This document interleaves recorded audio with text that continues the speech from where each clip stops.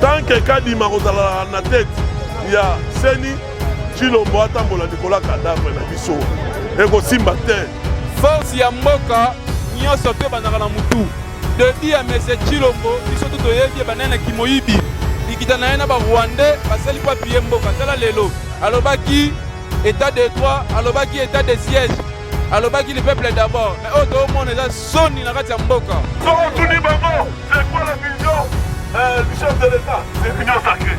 C'est quoi la vision de l'union sacrée? C'est la vision du chef de l'État. Oh, tu t'as quitté, hein?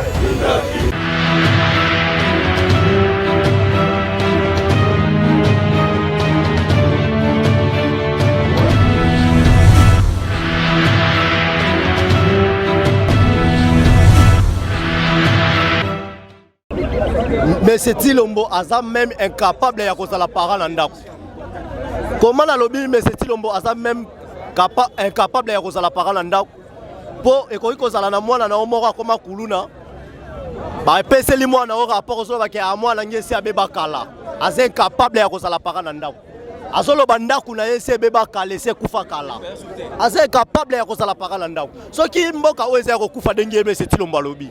500 bis 500 jipi oya sombeli ba député asombi yango na mbongo mboka nini mbongo oya soti muto ya bimisi asombi yango na mbongo mboka nini mbongo oyo ya ba maison fabriquée oyo bakangaki monsieur Jamal na mbongo mboka nini nyoso na mbongo mboka okaka mboko eza kokufa mbongo ya ram oyo bango bazoyiba kaka na mbongo mboka oyo ya mboka ya kokufa soki sérieusement mboko eza kokufa dengi ya lobby aza incapable yako bongisa mboka oyo atika eza pona yeta atika aza moyibi bon ngai nazoloba pa monsieur Chilombo alobai keno akokomisa Congo allemand d'Afrique jusqu'à présent aye koloba na 2021 keno mboka si ekufa kalelo kwa koyiba ezate asalaka premier voyage na edeke ndeko Kabila pesa kiye bokonzi akei aye kozonga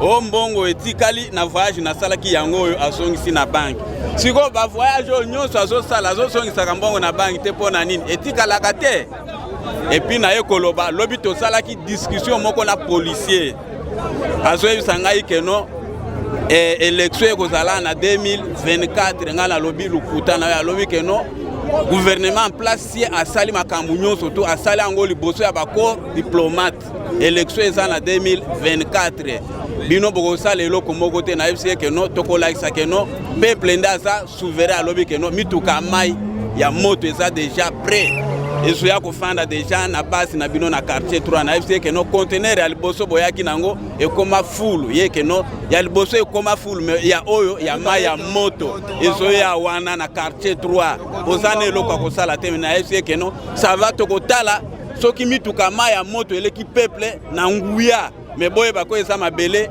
ya bakoko élection soki eza te 2023 kombo nango Chilombo kokende glissement moko ekoleka te biso eside tolobi boye peuple congolais fungola miso na bandi awa na Tchango me na kosala na 24 zones 24 communes pour nalamusa peuple nayebisa peuple congolais atelema atala afungola miso na processus électoral oyo batieli biso Kadima oyo azali proche ya Tshisekedi batieli biso Toto awuti États-Unis comme secrétaire exécutif azali proche ya Tshisekedi alors que bureau président élu Martin Fayulu biso lamuka tolobaka c'est une phase de la dépolitiser yango topemaki mpona bafete ya bonne année Noël lokwa toza bachrétien fallait kosambela à partir ya février nde tobani baaction première action na biso toza na matinée lobi le 6 février dimanche le 6 février devant siège ya décidé na avenue na boulevard triomphal numéro 3 en face ya stade des martyrs après wana tokozongela nzela tokozongela sitting tokozongela bitumba mpona kobenga na Kadima tant que Kadima kozala na tête ya Seni Chilombo atambola Nicolas cadavre na biso ekosimba te et puis so tomoni baza koyoka te so ba dépolitiser te na moni ke régime oyo peuple fatelema na cadre article 64 lobi ke peuple nyonso aza na devoir ya kotelemela groupe to bato oyo baza na pouvoir baza ko diriger na défi bomoni régime oyo eza ko violer constitution mbala na mbala yango biso peuple lokola bango balingi ko diriger na ndema balingi ko diriger na loma peuple a ba responsabilité na ye responsabilité wana eza couvert na article 64 ya constitution to kopesa mot d'ordre botelema to benga na régime oyo message nanga liboso na opese pa Mr Chilombo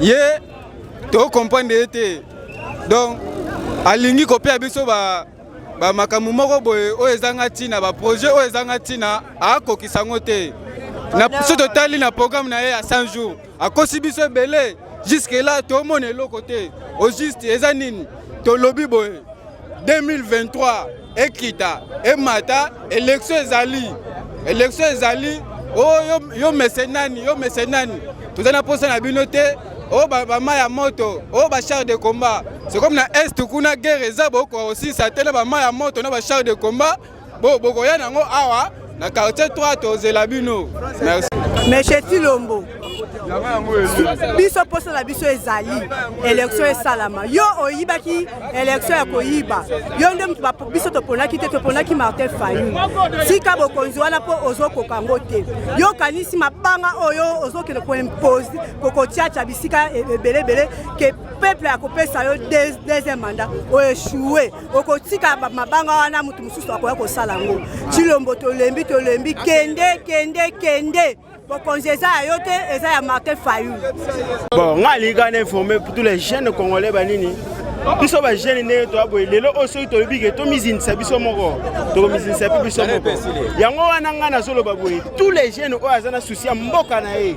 Ndenge ba msusu na Angola bazala so ba telemile eloko. Biso no stifo to za ka même moral. Eza te bino tambo so ke ba ke no la bino na limité pour na 10 000 francs.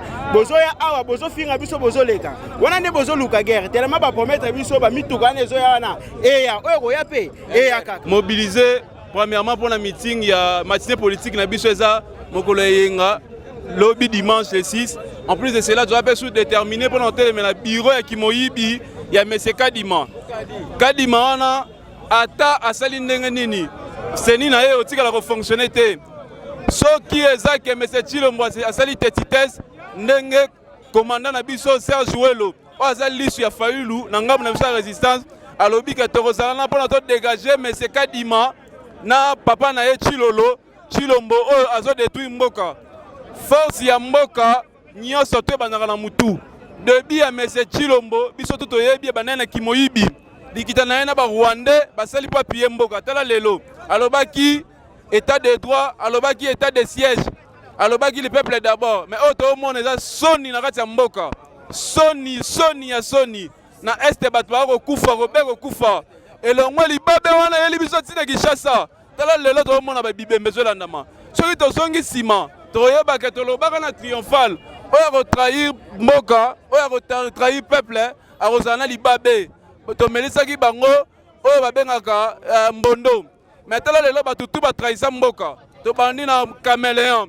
lelo vie politique nesuki boni toye na Bemba atikela postule te toye na ye moko Katumbi akosambwa mpo lwa kongolite kokanga ye apres toye na ye moko Chilombo mboka ne kozala na makala Kabunda gangaka monta liboso retire tala lelo humilié ndaku wana ya Kabunda ya Kimoyibi toroteya ye ndaku wana eza ndaku ya peuple congolais akolakisa biso salaire ya boni oyo ezozwa mpo tonga ebuluku ya ndaku munene wana yango toyebisi peuple congolais nyonso tu banda lelo oyo tozali na mois de février toza le 5 oyo eza 2022 toza na prolongation toza lisu likola lisu monsieur Chilombo glissement eza te 2023 tokobengana na ba urne soko boyi ba urne olingi humiliation okomona humiliation tokokanga yo na maboko tokotia yo na makala mpo tolakisa yo comme peuple congolais aza mwasi na yo te aza baumbu na yo te la muka ne tombera pas ingeta. Et nous les jeunesses congolais totelemi mpona koyebisa ye mais Tshisekedi doit partir akita mata ayeba yango 2023 élection kosama na délai constitutionnel soki ete aboyi ke élection ezala te akobundana jeunesse et po ayeba yango biso tozali makambo ya prolongation biso tolobi ekosalema te. Monsieur Chilombo akozwa même pas une minute ya prolongation parce que peuple aza na souffrance moko extrêmement elekindelo Alors qu'on permettre M. Tshilombo lisusu asala glissement, et ça comme si qu'on permettre liwa ya peuple congolais. Il y a un leader Nabiso Adolphe Moïse Tozami qui poto, ça qu'on multiplier ba effort, ba stratégie pour que non ndenge to laka ki bana ya Congo, bana Kinshasa, bana ya monde entier que non RDC na mois oyo toza okota awa ya février ekozala année oyo ekozala ya mbutu mbutu. S'il s'agit ya sacrifice pour la vie na biso to tia yango parce que to permettre les sous-souter parce que eloko nyonso oyo balukaka yango ba se sacrifier. Parce que ceux qui les lobbies sont obligés de se sacrifier, Tshilombo a commandé la biso le coup la tout ça basinaé. Alors preuve est que non, bon moni à plusieurs fois, Monsieur Félix, a ça que défier peuple, le coup la outil que ça là, makambunaé ou basa ko bisa biso, yango na biso, tolobi bana nouvelle là basa déterminé, na ba leader na biso à la muka, tolobi même pas une minute et qu'on a accordé en 2023. Élection ezala te. Comme on a un Tshilombo, il faut que voilà message au bout.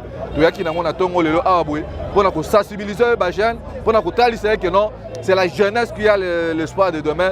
Ceux qui doivent se prendre en charge, je crois, tu retires à la éternelle, esclave et touti, naba Burundais, Rwandais au bout. Ça au konza la carte yambo kana biso. Yangwa nozo mona, tout ça ko beng c'est jeunes. Les 17 au bout, dans les 18 Tshilombo, parce que na mikili ya France, biska oyeboy, parce que ko revoir frontière RDC on de ko Serge Welo, camarade Welo, abosana ki peut-être ko loba yango. Yango tozo bengisa peuple congolais dans l'assemblée. Vigilance, il faut ezala parce que to kolinga eloko wana te le 10 février awaboy, bazo yamba nani monsieur Kagame et pas Emmanuel Macron, oyeboy Tshilombo ba ko kende le 17.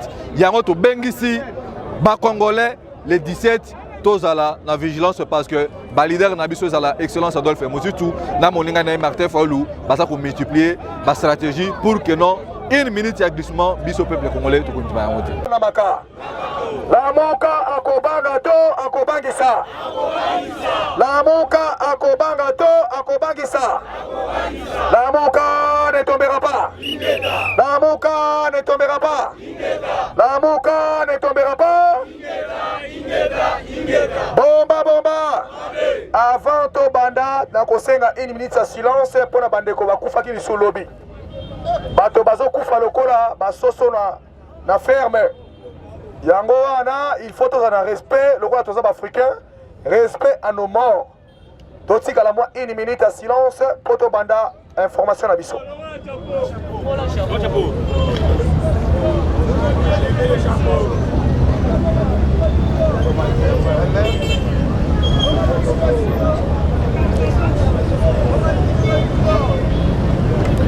Voilà, merci Bandeko Maboko pour la bino. Bomba bomba. Pigeon voyageur à voyager les sous.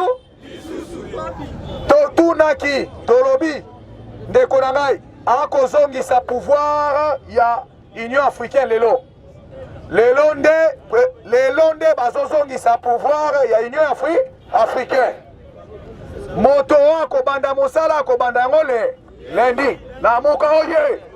La moka oye.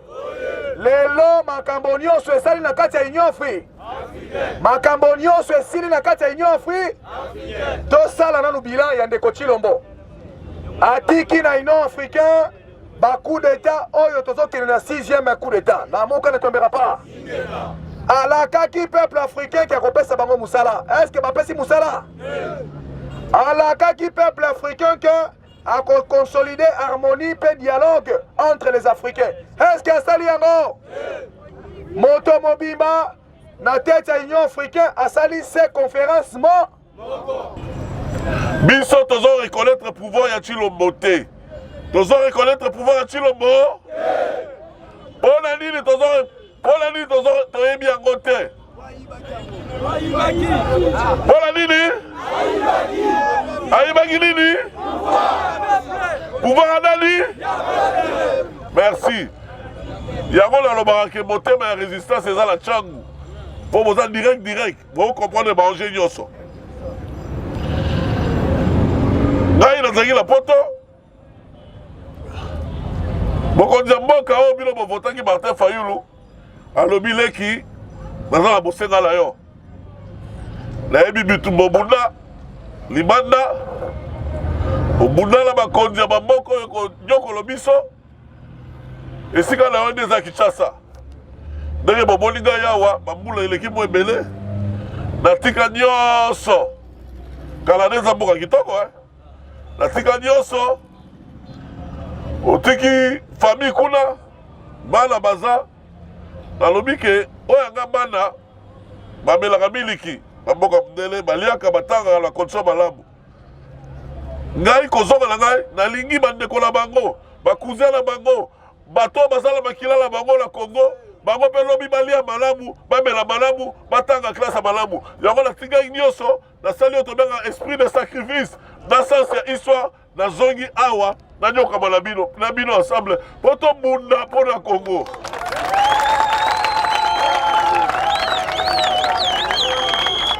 Yango mbulo eleki biso la ba Hervé Matata la ba Julien Mboma biso nyonso la banzela tango tobundaka. Année passée, j'ai été arrêté 4 fois. 4 fois. Torture. Ma matraque électrique na nzoto. Nakangami, bache biso la bakasho la bakalu fugo la kasho muke boye. 16 personnes, bofandi boye bola la rate ngongi bitse quoi. Na lobby. La motema na lobaka que vaut la vie d'un petit Serge Ouelo. Vie na ngai Serge Ouelo. Est-ce que l'équipe va bande konanga millions de millions baza kokufa na este kuna? Yango bitumba we na sima président élu. Martin Fayulu toke na bango ti na suka toke la bango ti. Ti. Yango lelo na ko banana ko pesa bino rapport ya lisala. To silisi bango mayele. To silisi bango mayele. Pona nini to silisi bango mayele? Salaka makele lawa oh Bemba mutasala Fayulu oh Katumbi mutasala Fayulu saba ngomi bale Fayulu akokoka te Fayulu alaksi bango ke makilo ya minu na ye eza République démocratique mobimba bobetele maboko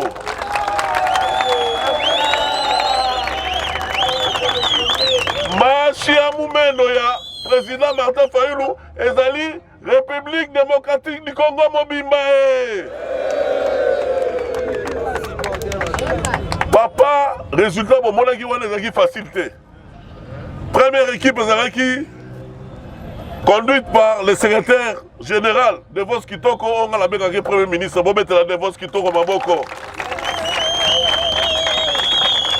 Tokendaki une semaine avant président ya. Toi il a Ndeko de Vos Kitoko, Ngai, Neko Trésor à Newlis, la ville, résistant à Newlis, Trésor Lola, Bomoni, Valère Nini, président Pessara, Bisoba résistant, la délégation du secrétaire général, Atienga, a eu moko et ma place de résistance, Trésor Lola, Bobette la présidente Lima Moko. Bobomona, Moussala la bino à la valeur. Bandekolanga to komi na lisala.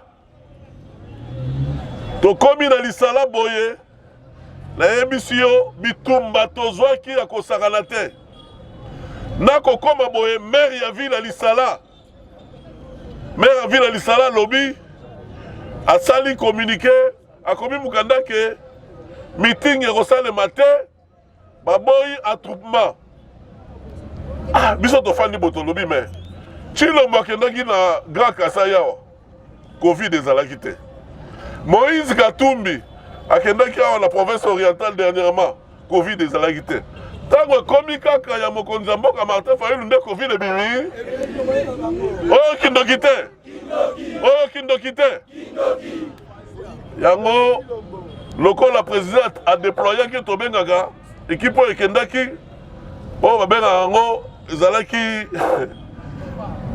wana ezalaki équipe ya bachar de combat équipe de base attaquant de base et de pointe na tongo nango CG à lobby tozalaki na babokulaka mibale parce que so boke délégation fo boyeba bakolomboka banotable na biso ya Grand Équateur mibale bokulaka Bob na bokulaka Blaise eloko liboso tolobi so oye na mboka komona nano liboso bakonzi ya gouvernement te bamaire te toke mona bankumu toke mona bachef coutumier tango toke mona bachef coutumier bayembi biso na esengo bachef coutumier balobi boye eza na bato ya baparti mosusu oyo bakanisaka bango nde kolo lisala bayaki kopesa biso mbongo mpo vendredi mokolo président élu akoya babetisa mbula oyo kindoki te oyo kindoki te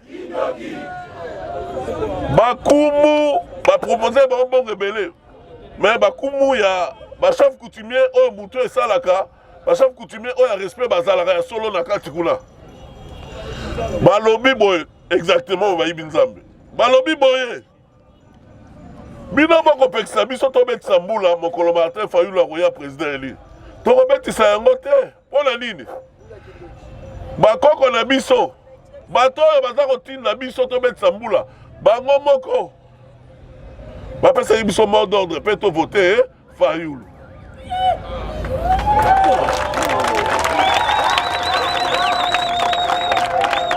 na Mongala balobi bakumu balobi Mongala oyo evotaki Fayulu à 100%. Bakoko bapesaki mpifo na bango po Mongala evote Fayulu à 100%. Boni lelo boya kosanga biso tobetisa mbula po makambo Fayulu ebeba bakoko ya biso bakosepela te bazokisaki bango na bamilio na bango babengaka yango epala bango mboli bangombe bayebi mboli ezali mwa mungwa muke mwa mafuta moke na mwa chweke pe boye te tobimisaki chweke tobimisi mungwa na biso topesi biloko ya bokoko nde bakumu babwakeli biso soi balobi mbula ekobeta te moto oyo biso Mongala tovotaki akoya awa mokele na bino bobanga te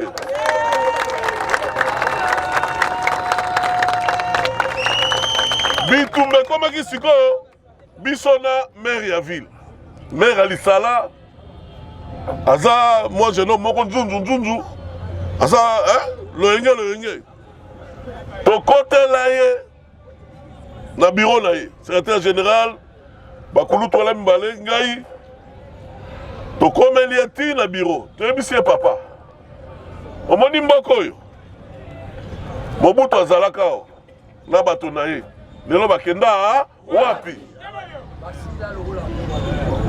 nalobi Kabila azalaka na bato na bango basali biso batapage oyo na Kinshasa lelo baza wapi oza jeune oza l'avenir secrétaire général ayebisi ya lobi lelo falisi nga boye lobi ke tosala mitingi te lobi nakokoma ministre intérieur ntango nakoma ministre intérieur nakanisi kaka ke toyaka lisala maire wana aboyaki tosala nakosala nini nakobenga na yo nakosala nini maire aye juste mpo mokili eza lokola roue ebalukaka le panier circule tokopana ke maire wana azali na moto bagrimase ntango amoni biso tobangi ye te akiti mbala moko o te me nde nini bino bokoya bokomona baautorité te biso olobi te babandaka na bino te biso na bokoko na biso tokobanda na bakumu boye te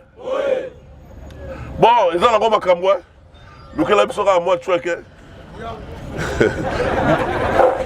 lukela biso mwa cheke soki nasalaki boye te olingai boluka nga te mwa ndambo tozalaki nango ya enveloppe topesi ye mais aboyaki kaka koretire communiqué wana chaque jour communiqué la tonyokwami tolonga na maire toyokoma na gouverneur quand même aza moto ya mayele Serge Mungulu ndoyi na ngai c'est un jeune homme posé il a comprendre na ye CG ayebisi ye professeur Kitoko ayebisi ye soki biso lelo bopekisi biso tosala marche ebembe na biso kolala awa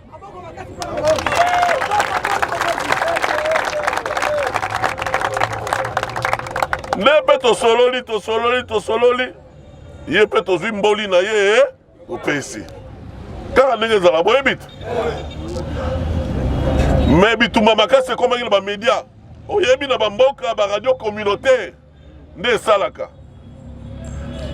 nazobomba te bato ya IDPS bakadre ya IDPS bakadre ya MLC ya Bemba Ceux qui va continuer dans la radio, de 9h à 17h, campagne de diabolisation contre le président Labino Bovotagiao. Bon, ils n'avaient qui même pas sans diplomatie, hein. Diplomatie, par exemple, sa population. Bon, il y a un faillou louté. Et ça, vendredi, ça férié. Bon, qu'il y a la misala, bandi campagne de diabolisation de 9h à 18h. Mais, biso sikoyo, le quoi on a tongo, tout ça qui déjà 5h. Dans le Bimana Trésor, na Serge Abilinda, ou azali exécutif, na biso kuna na Mongala, toko ba moto. Bande kolangai na tamboli lisala ngomba, o mati ngomba o kiti, baravin, na koti, to koti na ba wenze, toke partout, kaka na mégaphone boye, kobunda bitumba, ya koyebisa, bato wana mosusu ke, bobima, moto, abangisa binote. Moto abangisa moninga, moto abangisa moninga, na yebisi bino, Congo eza pasi. Congo eza pasi. Bakonzi ya mboka oyo depuis 60 ans basala nini? Otali lisala boye. Na lisala basenyo yo? Ondi basenyo yo? Bino peuple boyebi ke eloko esalaka ke Congo emata te. Ezali crise ya légitimité. Okomona na première page oyo tobengi exposé de motifs à constitution. Balobi depuis son indépendance le 30 juin 1960 jusqu'à ce jour, le Congo ne connaît que des crises récurrentes. Donc la principale crise, c'est la contestation des institutions et de leurs animateurs, c'est-à-dire la crise de légitimité. Papa, Congo est matagate pour Congo, l'Ongola, élection, ma belge, ma sala. Badouala va tricher. Quand on va tricher, est-ce que Congo va mata? Est-ce que Bila Bissau va changer? Yango bon na otali seni parfois na répété na bitumba ya seni parfois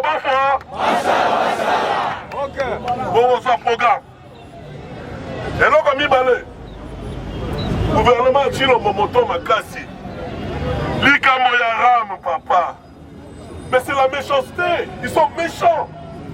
C'était yango na pesi bino mbela pokozwa programme tokozongela bamarche ya minene tokozongela basitting ya minene tokozongela bitumba normalement soki seni oyo badepolitize yango te soki bayi politike babimi na seni te eloko mosu oyo ozala te il faut arrêter po totelemela Tshilombo akontinue te avant 2023 boye te soki seni bureau va changer te, ceux qui va retirer rame te, ceux qui va tiki, va bouger, va ça la terre. Donc c'est la 2023. Donc c'est la 2023. Régime Oyo, il faut équilibrer. Ceux qui va bongisi ma camote, il faut qu'on baigne la banque avant 2023. Vous êtes? La Yango, et l'autre Moussoussou, la Yango, nous allons à la Kinshasa, mais tu as la montée, madame de Colombie, à la Est. Vous êtes? Oui. Pour la le 24 avril 2021, l'année passée, à Mouka, tu as la Bino Awa, pour la Lama Kanisimoko, donc à Bolamawa, la de Colombie à Est. Vous êtes? Oui. Si si vous avez de Colombie à Est, Baza Kimiate. Congo est un autre Mobimba. Ceux qui le bon, ils ont reçu. Notre numéro, Balobi bachaki état de siège. État de siège na bango eza lokuta. Lelo yo armée ougandaise eye na nko esala ba opération et puis président bango lobi nini tanke bako attaquer ba ADF wana te aussi la te ya kolongwa te. Donc Congo komi balabala na ye. Donc Congo komi lokola lupango moko boye asombaka sikoyo akokota ndenga lingi. Et l'équipe dignité à Congolais, exact.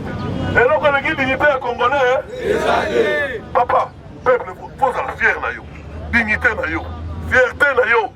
Ils sont Congolais, toi, bah, yo, matin. Tshilombo a signé accord, na Kagame, bah, hors la biso, ils allaient exploiter le Rwanda. Est-ce que bon numéro? Bon numéro? Chilombo balobi état de droit incompétence immoralité yo moni GR ebondi na police ebondi na GR bolobaki état de droit mais on dépara militaire asambisi bango te. Est-ce que c'est état de droit? Est-ce que c'est état de droit? La français tombe en mode déliquescence de l'état. Papa, il faut boire une épaisse. Il faut boire union sacrée. Union sacrée wana. Basangani, idéologie ezalité. Yo muni watu basangani ensemble. Mais baza na programme ya mboka. So tuni bango, c'est quoi la vision du chef de l'État? C'est l'union sacrée. C'est quoi la vision de l'union sacrée? C'est la vision du chef de l'État. Oh, qui t'a quitté, hein? Oh, qui t'a quitté, hein? Dans le temps où vous tellement.